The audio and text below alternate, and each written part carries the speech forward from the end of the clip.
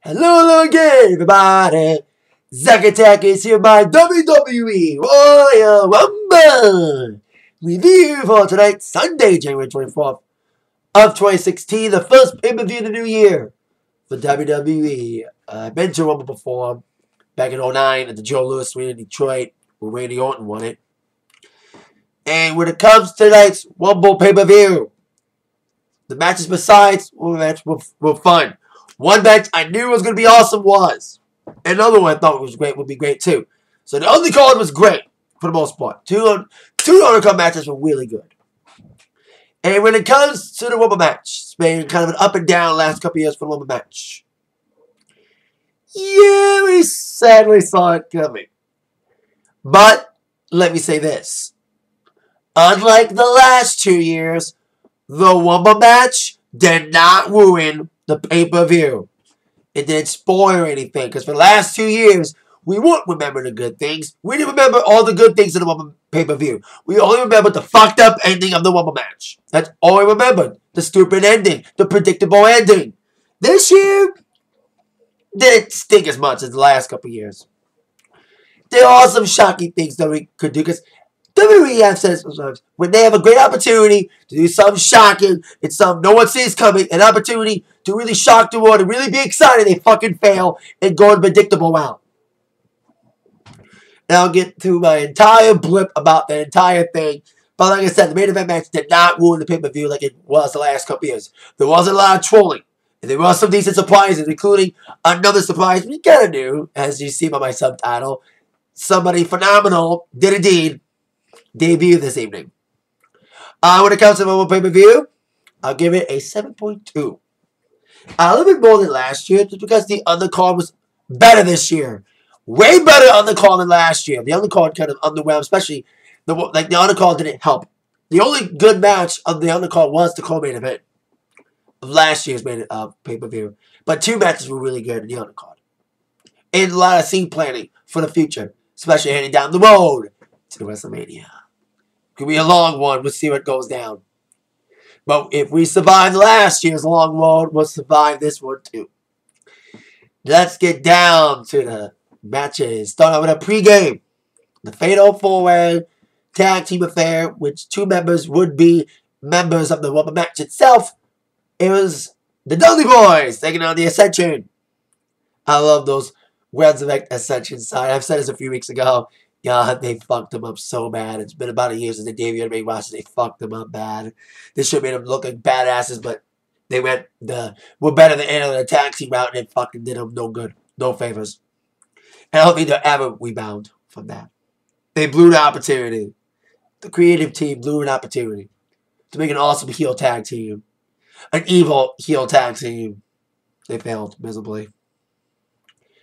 They took on. Those 2 teams took on the teams of Mark Henry and Jack Swagger, and Darren Young and Damian Sandow. Not Mizdow, not Mandow, Damian Sandow. Back in bathrobe and all, back to his original gimmick. And the crowd popped for. They were like, we want Sandow. You can tell the crowd was going to be chanting throughout the entire evening. I'm hearing some NXT, I told you there was probably some NXT marks, because we all in Orlando. Home of NXT. We was like, hey, we want some Sandow. Play on what they do with NXT. Hey, we want some Bayley. But everybody needs to know they're quoting, hey, we want some pussy from 2 Live Group. And Miami rap group. So, music references aside. For the pre-show match, it was a decent match to open up with. You know, Dudley's got some good pop. They got some great double team work in, especially the way up in there. And, Essentially got booed out when not as booed as everybody else did. Mark Henry got a little boo. Because everyone was cheering Sandow. Everyone was cheering Sandow. And then there was at one point, the Dudleys did nail the 3D at one point. And no one's got to win. I thought Connor, they saw one of the Ascension guys was going to come in and beat up on Dudley. But then Jack Swagger held on to Bubba Ray's rope, pulled him out. And Mark Henry splashed him. And the guy was down. The Ascension guy was down because he got a 3D. Mark Henry picked up the scraps. 1-2 victory for Mark Henry and Jack Swagger. They are the 2 guys that are going to 2 spots in the Rumble match. So would love to have seen Sandow in there, but knowing what would happen to Swagger and Henry in the match itself, I think Sandow's like, yeah, I didn't win. So let's get down to the main card. Match of the night, for sure, was the opening matchup. Last man standing match for the Intercontinental Championship. Dean Ambrose against Kevin Owens. I've seen their feud develop because a lot of feuds in WWE makes me want to say, we want this feud to end. It's dragging on too long. You know, I guess WWE doesn't put any effort into any feuds to make us feel invested in this feud. But in this feud, they put a lot of time and a lot of effort. It makes us want to invest in these two guys fighting. And I knew they've been boiling over the IC title for about a month or two. Especially after that SmackDown ending. I was like, they're going to have a match in the Rumble match. Rumble pay-per-view. It'd be a DQ, no DQ match. But even better, it was the last man standing. And when this match was announced, people like me, I wasn't the only one who was excited. And boy, oh boy, this match lived up to our expectations. It was an epic fight. For TVPG, this was good. Really aggressive fight. It was back and forth action. Lots of spots. Too many to mention. Some of the best ones. The best spots was at one point, Ambrose was going for like a move, like a suplex move, and then Owens reversed it to like some reverse neck breaker off the top, which was awesome. And also, Owens cannonball splash. Ambrose against the barricade, the timekeepers area. That was awesome. That was like the first big holy shit chant, and the crowd really popped for this one because it was exciting. A lot of weapons in this match. Chairs, saw no ladders, but we saw chairs, candlesticks, and both guys looked phenomenal. Owens looked like the badass heel he's always needed to be in WWE. He looked amazing in this match. Talking to people, talking to the crowd, talking to Ambrose. And it was just violent and crazy. For being a TVPG match, it was a lot of chairs being used. Like Ambrose getting pumped, getting slammed against the chairs. Even at one point, Ambrose delivering the dirty deeds onto a pile of chairs onto Owens. And a lot of tables were being used. A lot of tables were broken. And I can't believe these guys who made it to the Rumble match. I can't believe these guys even made it to the Rumble match because of the damage they did to each other in this very physically demanding match that we all knew they were going to bring. And I think we should have known they were going to open it up. Because if they were going to be in a Rumble match, they needed all the rest. That's why they were opening. And a great way to get the crowd going was this match. At one point, you saw two tables stacked on each other. At one point, I was like, that's going to be the ending point of the match. And that's exactly kind of what happened in this physical match. And both guys just took so much punishment every time one guy was down. It kind of like they kept getting back up. It's like, oh my god, it was just insane. The numerous times these guys, one of them had opportunities to beat the other up, and the other one would not stay down. Both guys would not stay down. But then Owens was setting up a bunch of chairs. He was on the top rope going for some big move on Ambrose. Ambrose got back up, pushed Owens off the top rope onto the two chairs that was stacked on top of each other. As I predicted, they were the ending point. Owens got pushed up onto those two tables. And that was a great spot. He like flipped onto it. It got counted down to 10. IC champion retained by Dean Ambrose. There's also some killer clotheslines in the match too. It was like a hard-hitting match. It was just back and forth action. And the ending was cool. The two tables being in there. 4.0. Like I said, best match of the night for damn sure was Owens and Ambrose for the IC Championship. The match we knew was going to be an epic match, an exciting match. And it was. For TVPG, it was terrific. Now on to our next match, which requires a t-shirt change. Hold on a second.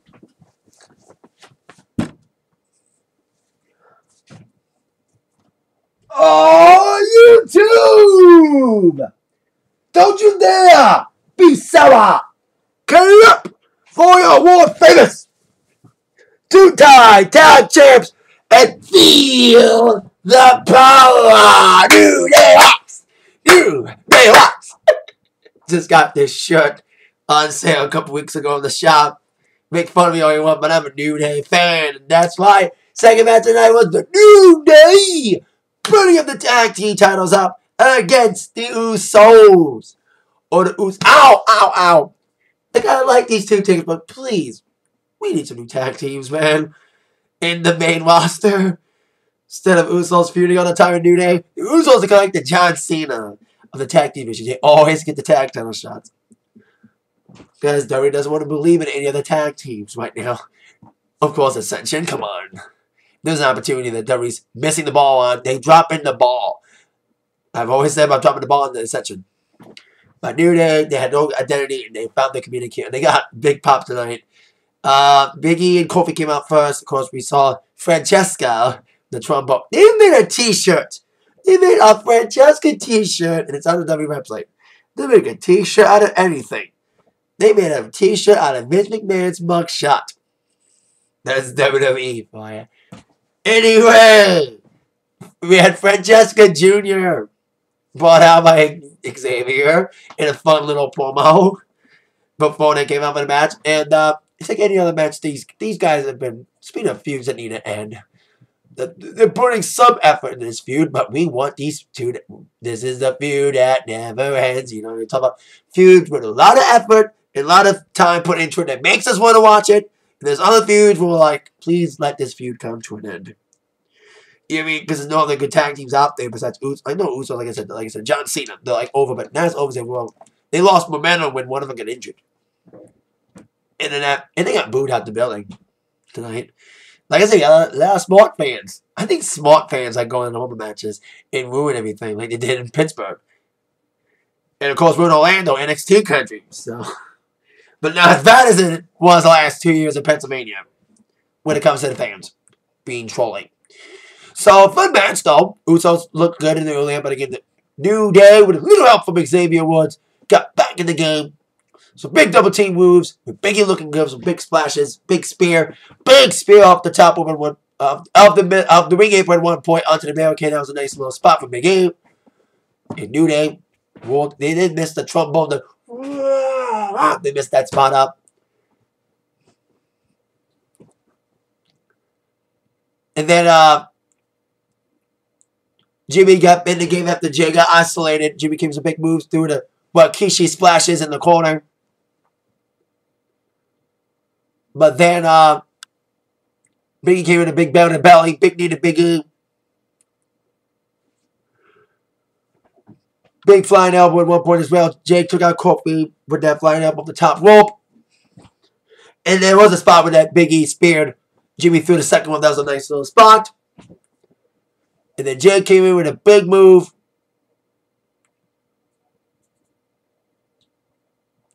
And then the Superfly Splash was executed, but then Kobe was pushed into the bottom rope.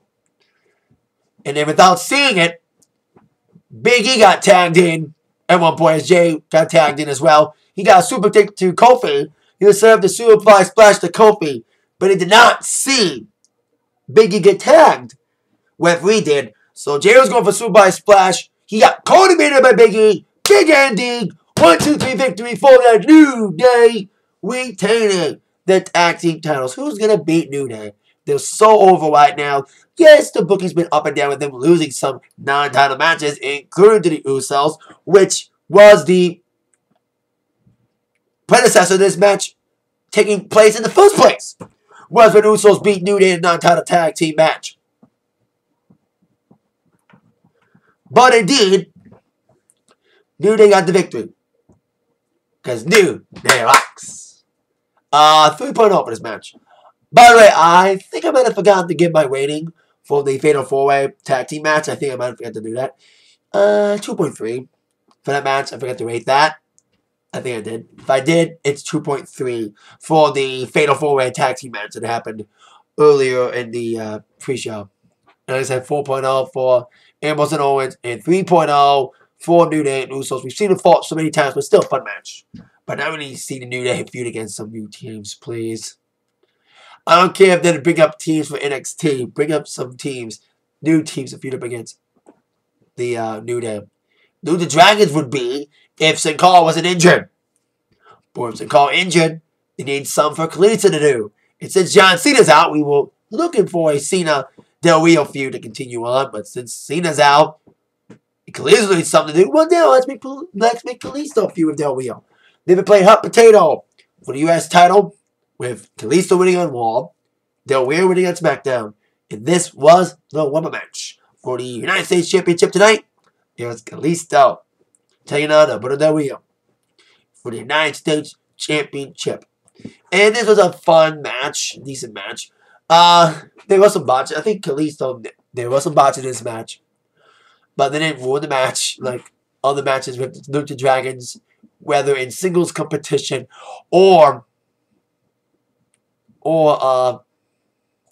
singles matches, tag matches.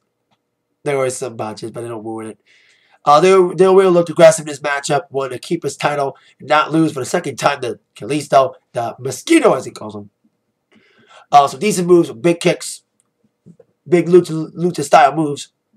And then Kalisto was isolated most of the matchup, came in with some high flying moves of his own at several points. He did nail the Salida del Sol a couple times and executed, or trying to execute a couple times. And counted out of any move that Del Rio did, including missing the knee stomp off the Trio Woe. Kalisto ducked out of that move. Even missing Inzaguri, Del Rio did. And even tried to go for the cross-arm breaker, which Kalisto counted out of as well. He did nail Salida Sol a couple times. He did do it once and he got a 2 count. And then Del Rio at one point, feeling desperate, he couldn't make Kalisto stay down for the count of 3. So he took a turnbuckle, covering off a turnbuckle, trying to capitalize on it, but instead, it would backfire. As Kalisto would big up Del Rio with a big hook on it into the barricade, or into the exposed turnbuckle, should I say, with Del Rio woozy for the exposed barricade. Salida del Sol from Mr. Kalisto and 1-2-3 victory for Kalisto, winning back the U.S. Championship. Hopefully, he holds on to this for a day, longer than a day. My point, the biggest thing WWE doesn't want to push new stars. And when they do want to push new people, they push them off right off. Like, yay, Zack Ryder, you won a U.S. title! But then he's back down the mid-card and never seen again. And Kalisto finally won the U.S. Championship. It was a big surprise, and that was a genuine reaction from the fans when he won. And I was pissed that he lost within a few days on SmackDown. It's like, dang it. They had a great opportunity with Kalisto, great opportunity to push a new star, but unfortunately, he got beaten within days, and now he won the title back again. This up and down booking may cost him, win again, lose and win again. Hopefully they don't drop the ball on Kalisto. It's good reaction for the fans in the moment match. Great reaction for the fans when he won. Not as good as he was when he got the surprise victory, but hopefully he holds on to this longer than a day and really make Kalisto a big single star. He's on his way, though. Decent match tonight, 2.7 for this affair. Great matchup, nonetheless. Hopefully Kalisto, like I said, holds on to this title more than a day and doesn't play hot potato once again with Del Rio. Now on to our co-main event. The second best match of the night, that was a women's match. Charlotte against Becky Lynch for the WWE Divas Championship. For this match to be a co-main event, it's very interesting, especially being the match before the women's match. The last year's co-main event was probably one of the best matches of the entire pay-per-view. It was, of course, Brock Lesnar, John Cena, and Seth Rollins for the WWE World Heavyweight Championship. That made Rollins look like a star. It made us want to say, wow, we want to see Rollins cash in at Money in the Bank. Even I predicted that. To predict they would cash in Money in the Bank at WrestleMania, which he did. Now this match was terrific. The best main roster Divas pay-per-view match. Ric Flair ruined it just a little. He didn't ruin it that bad. But he still wasn't necessarily. He didn't get involved as we would have thought. Come on. He needs, like, Charlotte. I love Charlotte as a heel. She was great here in NXT. But come on. Does she really need her dad to really emphasize on the heel thing? I know she's a heel like her dad. She doesn't need her dad to be there. He didn't get involved at one point, even kissing Becky Lynch. But Flair shenanigans aside, this was a fun Divas match. Still not as good as NXT matches, but this is really good. Really good step in the right direction. Like I said, best Divas title match on a pay-per-view. The crowd wasn't dead like it was in Atlanta. Because when they had a Divas title match between Paige and Charlotte in the South last time, it was a dead crowd. I even said it better not be dead during the Divas match. And I was like, wait a minute. We're in Orlando, NXT country. And it was a fun match between these two ladies. They told a good story. Charlotte really played up the heel big time. She's really embracing the heel turn. All she needs to do is get rid of her dad and be a really uber heel. So after, like I said, the Flair shenanigans with him kissing Becky at one point and capitalizing on that distraction, Charlotte came in with some big moves. Big kicks, big punches, even the knee stomp thing, the knee scissors thing I like, and a spear. And Beck, I love the crowds cheering for Becky, that she's really getting over after being lost in the shuffle of all this, with Sasha getting a lot of big pushing and showing Charlotte. Becky got kind of muddled in the mix, but now she's stepping up big time, and I'm happy that fans are liking her and really getting behind the Divas, the main roster. Finally, this show tonight. Better crowd, especially when we're in Orlando. Come on, NXT country. Sound like a broken record. So thinking now gets the best moment after the match in a second. So Becky came flying back with big moves, including at one point gaining the Samba line. I like what she did off the top rope. Like off the top rope, turning into the Samba. That was a great spot. But then Shawn came in a big move, powering out of that move, setting up a big power bomb. She was going for a big move, but then she actually bumped into Wick. Wick got knocked down. And then Becky would capitalize on that little miscue by setting up Charlotte for the Samba. That's when Wick got up, threw his sports coat into Becky Lynch's face, which Charlotte would capitalize on it with the 1-2-3 victory for Charlotte. That was the only negative, was the ending of the match. Was kind of like cheap. I know Charlotte needs to win dirty because she's a heel, but come on, stop using your dad. That's why you need her dad to go away. Charlotte needs to be her own woman. You know what I mean? She acts like a heel, like a dad, but she doesn't need her dad to really emphasize on it.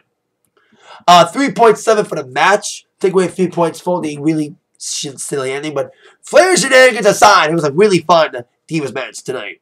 Really good. Good action. Like I said, they're halfway there when it comes to really being as good as NXT matches. They really gave a lot of effort in this match. But the best moment came after the match. The feud I've been saying like a broken record every fucking week. Charlotte Sasha needs to happen. Charlotte Sasha, come on. Let her feud for the title. Show what this Divas Revolution's all fucking about. And guess what? We're finally going to see it. They've laid down the groundwork for the feud we've been begging for, that I've been begging for.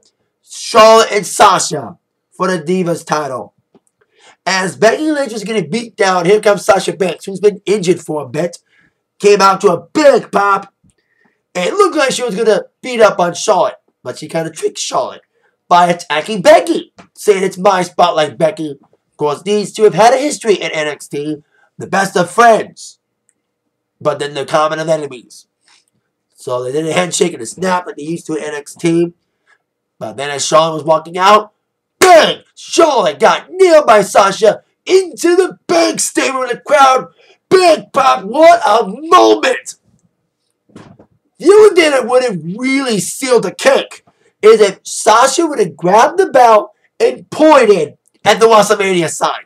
Because that's where this match needs to take place. Fuck Fastlane.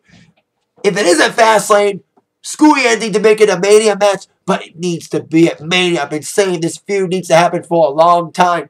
That solid Sasha to really prove the Divas Revolution's here to fucking stay. Give Charlotte and Sasha the time and give them the feud to finally the match they've always wanted in the main roster. I've always said this, but the Divas now give an opportunity. Somebody needs to make them take chances, make mistakes, get risky, and let the Divas break the chains of restricted match times. And they have done that tonight. And hopefully we'll see that with Sasha and Charlotte. And when I thought about it, I don't think this match needs to happen, but it does not need to happen in a throwaway pay-per-view. It needs to be at the biggest stage of all. No fucking Divas tag match, no fucking Lumberjill match. It needs to be Charlotte and Sasha, one-on-one for the Divas title at WrestleMania 32. It looks like we're heading in that direction, especially with that epic moment that happened tonight when Charlotte came out, Sasha came out, after the Charlotte Becky match. What a moment. What a moment. So now, like I said, 3.7. Took away 3 points for the Ric Flair ending, but still a fun match and a great aftermatch with Sasha coming up. Now on to the main event of the night, which will get a lot of people debating. A lot of angry people, a lot of happy people. Depends. The Royal Rumble match for the WWE World Heavyweight Championship with Roman Reigns starting off at number 1. It felt like Austin, 1999 all over again. Austin was number 1. At one point, he was taken out of the match when he was brought into a trap by the Authority, or should I say the corporation at the time, laying him out in the girls' bathroom, and also came back later. That's kind of like what happened tonight. Reigns came out first, coming like a house of fire. He was taken out at one point in the match by the League of Nations coming out, especially after eliminating Rusev. Rusev was number 2. So Rusev came out later and attacked Reigns, smashing him through a table. He ran from the regular announce table, ran and splashed him on the French announce table. Yeah, that's right, a French announce table. Not the Spanish announce table, the French one. Or was it German? I'm confused. So we did see Reigns take it out for a bit. And now let's get to some of the surprises. Including, as you see by my subtitle, the phenomenal one, AJ Styles debut tonight. In the Rumble match, there was a lot of rumors about him, about when is he going to debut. I even says my Raw review last week about him debuting on Raw. I think debuting on Raw would have been a better thing for him, because if he was debuting in the Rumble match, he probably would lose the Rumble match and not be a good first impression. But he debuted in the Rumble match as number 3, and the crowd went fucking berserk. And it was awesome. Even though, yes, obviously, Styles was getting eliminated, but Styles did look good in there. And every guy he faced off with, it was like, oh my god. You know what I mean? Too bad. Like, he was kind of lucky he got eliminated when he did, because he didn't get his ass kicked by Lesnar. So they kind of saved him from a Lesnar ass whooping. There was some short-lived, like Breeze got out early. Hey, the Social Outcasts, so much for their push, huh? So much for their push with Curtis Axel getting eliminated. Finally, Curtis Axel finally got eliminated for the Royal Rumble. After the whole, I didn't get eliminated last year because I was taken out before the match. You know, I was taken out by Warren. He finally got eliminated. So, he can no longer say he's still in the Rumble match. He is eliminated from it.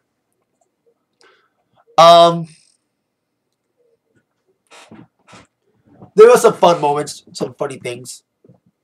Besides another big surprise, I did not see this. Sami Zayn.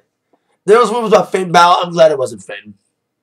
But I'm glad it was Sami. Because he was main roster before when he took on Cena for the U.S. Championship when he got injured. But I don't want him to get injured again. Because I'm going to NXT in a couple days. NXT's in Detroit. So I want to see Sami. I didn't see him in Cleveland. I traveled to Cleveland for NXT. I want to see him this time. And the ultimate revenge was when Sami Zayn eliminated Kevin Owens. That was like the perfect fuck you for all the things that Owens did. And Owens, when he came in and he was battered, he was still limping. I can't believe he and Ambrose both made it to the Rumble match because they were both limping, especially Owens. But he eliminated AJ Styles. It feels like we're having an Owens-AJ feud. Could be like AJ's first big feud is against Owens. Now that would be awesome.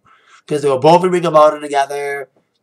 And that would be an awesome feud to really start off AJ on one right foot and make Owens over even more. After a great feud against Ambrose, which I feel is over after a great last man standing match tonight. They can't do anything more than that.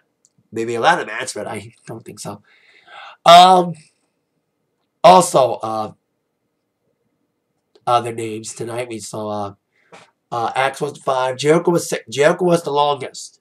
I'm not counting Reigns because Reigns came, he was out for a bit, he came back. But when it comes to the guy who lasted the absolute longest and did not get taken out and came back like Reigns did was Jericho.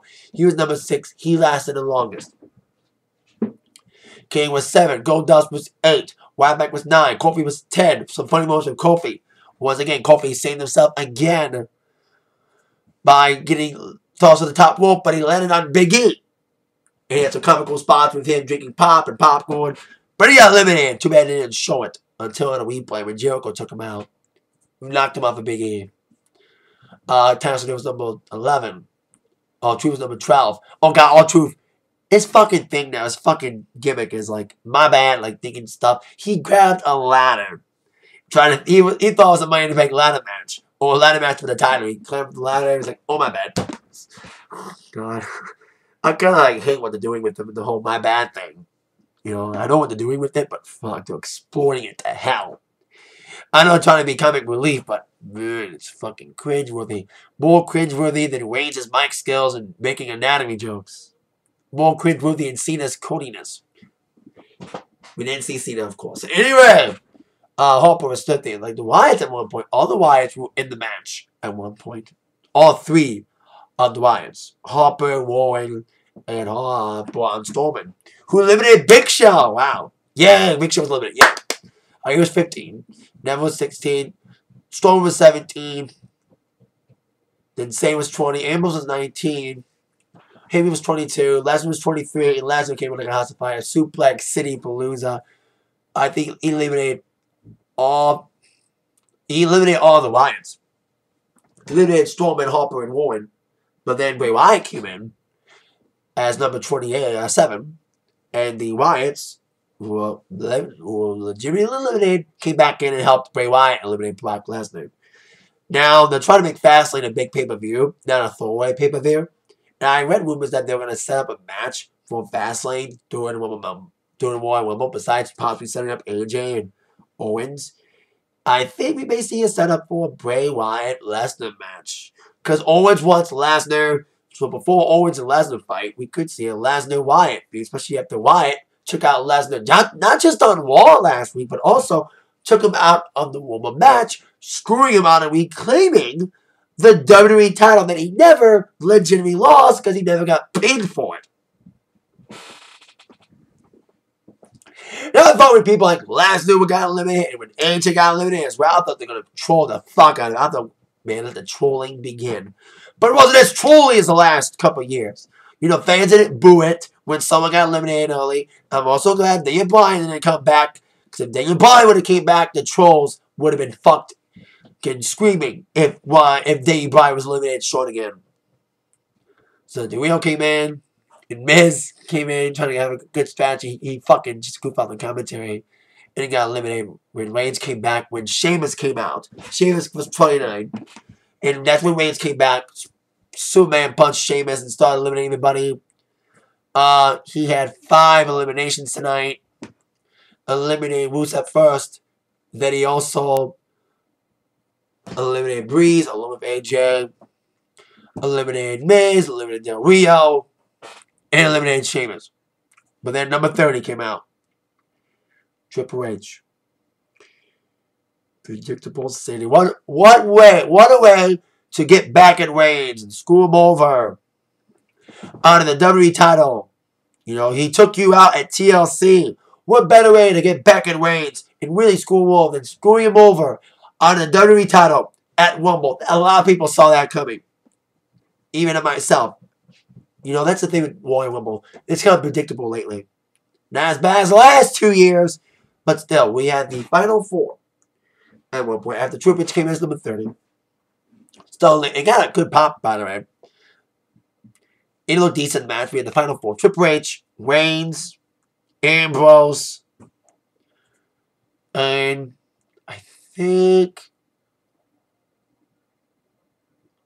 Sheamus. That was the Final 4. Final 4 was Sheamus, Reigns, Ambrose, and Triple H. And like a lot of people like saying back and forth about whether that Reigns should win or not. Whether Reigns should overcome the odds or should Reigns get screwed over on the title one last time. You know, it's been screwed over at Mania, Money in the Bank. Go down the list of all the times he got screwed over under the title. And I think he needed one last screw job. One last screwing out of the title. Hey, it happened. And the fans were booing Reigns to hell. We were like in Pittsburgh and all over again, you know. They're booing Reigns to hell every time, you know, especially when AJ came out, they really popped for him. And Reigns got eliminated by Sheamus. Leaving Sheamus' buddy Triple H And Reigns' buddy, Ambrose, to be the final two. That's when we knew the ending was finally sealed. We knew it was sealed, we knew it was kind of like almost kaput when Reigns was taken out by Triple H's crony Sheamus, which got a huge pop for the fans. I even saw some, if Reigns win, there was going to be a Wyatt. I'm actually glad Reigns lost. You know, it would have been cool to see Reigns win, but there was going to be a lot of people bitching if he would have won 2 years in a row. Would have been the first time since Austin did it, 97, 98. Bringing back the Austin comparisons. I've been comparing them to Austin with the whole anti-authority thing. And being like Austin. It was almost like the 1999 Rumble. They're making references to 1999. Austin was number one. Austin was taken out of the match at one point. He came back. Got screwed over by the boss. With the boss winning the Royal Rumble. And guess what? The boss won the Royal Rumble. And what better way to cap off screwing Reigns out of the title? Eliminating Reigns. What better way to put the icing on the cake than to lastly eliminate his best friend, Dean Ambrose. The ultimate revenge is complete. Triple H, a little bit predictable, he came back and won the WWE Whatever Championship, celebrating with Vince and Stephanie. 3.4 for the match. Still fun matches. Would have loved to have seen a little bit more surprises, but the surprises they did have were few, but great. With AJ Styles, could have saw AJ coming, but big surprise seeing AJ come as number 3. It would have been way predictable if he was late in the show. But it was cool to see him early and awesome. Sami Zayn was a nice surprise too. So some nice surprises. Predictable again, but at least like fans didn't shit on it like the last 2 years. You know, not as bad as the last 2 years. You know, the fans trolling it. You know, if Reigns would have won it, they would have trolled it to hell. You know, but you know, a little predictable. But hey, that's WWE for you. With all your guys out, Cena's out, Owens didn't return, a lot of guys injured. This is the best you can do. But WWE, listen, I know you want to push your guys, push the legend guys, sometimes the part-timers. I no longer lament last night. I used to hate him when he was a part-timer, but I appreciate him now as a part-timer. You know, I kind of switched my ways. You know, bandwagoner, call me all you want, but switching to Lesnar's good side. But hey, everybody else did. You know, we were like, oh, we didn't want Lesnar to be champ because he's a part-timer. But you know what? We like him come. It's like when Taker comes back. It's a moment. It's an event. We want to see it. But push the new guys, guys. You know, we want to believe in the new guys, but we don't believe in the new guys because you don't believe in the new guys. WWE doesn't believe in any of the new guys. No, Breeze wasn't in there long enough. And Sandow wasn't in it. And I said in the beginning of this video, when WWE has an opportunity to do something shocking, something cool that will really shake things up, like maybe Wyatt winning the Rumble, because he looked good at the end of the wall. But no, they go to predictable out and fail every time when they want to do something shocking. The only time they got it right was Sting coming at Survivor Series. But then it was kind of done for nothing when the Authority came back. And still ruling with an iron fist. Oh, Dudley. Now that Vince is back too. You know what I mean? So, I know a lot of people have their opinion on the Women's match. Especially if they loved it or hated it. You know, too predictable. Blah, blah, blah, blah, blah. Especially if there's decent walls lately. Walls been actually good lately. Making some good process. Making some steps forward. But then we make some little mistakes. And now we kind of know, speaking of predictable, I think we kind of know the WrestleMania 32 main event is somewhat predictable. Triple H and Roman Reigns for the WWE Whatever Championship is your main event for WrestleMania 32. We went through this road before with Reigns in the main event. You know, we were like, oh, it's going to suck. But the Lesnar-Reigns match was not that bad. You know what I mean? Not that bad of a match. Especially when Owens came in to cash in. 2A can't come back early. That'd be not surprised if he comes in early, comes back early, and screws Reigns into WrestleMania or something. But we shall see. So that's what we're looking at. The one of us man is going to be long and hard again, like it was last year. But especially with AJ, you know, we got some great things out of it. Better things than in the past 2 years. Women matches still far away from its heyday when it was exciting and not predictable. But at least the ending tonight, predictable or not, it didn't spoil the pay-per-view. We're not going to be remembering the woman match like in the past. We're not going to remember the negatives. The last 2 years, all we knew was the negatives. All we remembered was, fuck, Batista won. Fuck, Reigns won. Predictable City. But this year we'll be saying, wow, what a match between Ambrose and Owens. Wow, what a decent match between Charlotte and Becky. What a moment when Sasha Banks came back and attacked Charlotte and finally started the feud we all want to see. Charlotte and Sasha for the Divas title. Which is going to happen finally. We're not going to remember the negative ending like we have in the past 2 years. It's not as bad. It's not stinging like the last 2 years. But maybe 1 year we'll finally get an unpredictable Rumble ending. It was make a break year for the Rumble. It was a little bit on the fence here. You know what I mean? Okay, Rumble match. Like I said, not as bad as the last 2 years. Predictable, but like I said, not trolly, not booed like the last 2 years. Let's say the winner did not get booed like the last 2 years, like I was saying. Sound like a broken record, but I had to make my point across, you know. It's like maybe unpredictable 2017. We shall see. That is it for my Royal Rumble review. Once again, 7.0. I think you like a 6.0 last year. A little bit upgrade from last year. Negatives, some great moments that outshine the positives. Unlike the last 2 years, the positives outweigh the negatives this year, in my opinion. Especially the positives were so good. I see in women's title specifically. And hopefully Kalisto keeps title more than that. So there you go. 7.0 for the pay-per-view. Thank you very much for watching this review. With that in mind, you've been attacked by the review from Zach. See you later.